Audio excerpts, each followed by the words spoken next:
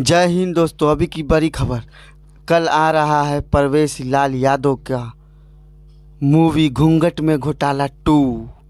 Trailer एकदम जोरदार है। कल रिलीज होगा भोजपुरी सिनेमा। कल 7 बजे उनका जन्मदिन है। जन्मदिन पे आ रहा है भाई लोग। ज़रा आराम से बैठिएगा, ज़रा सब काम धाम छोड़ के ज़रा देखिएगा ये फिल्म। एकदम फुल इंजॉय। इतना कॉमेडी है ना भाई ये फिल्म में कि बात मत पूछिए। एकदम तहलका है, तहलका। ट्रेलर तो देखिए घूंघट में घोटाला 2 का। उसके बाद कल मूवी देखिए। सिने हॉल में नहीं आ रहा, सीधा टीवी पे आ रहा है भाई कल।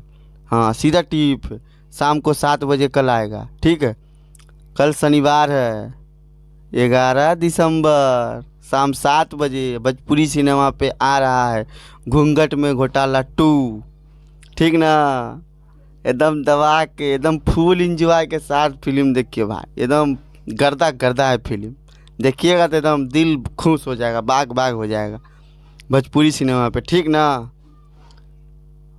हमार नाम फूल शेख है। ठीक है, ठीक ना। ठीक है। जय हिंद। आप देख रहे हैं भोजपुरी सपोर्ट न्यूज।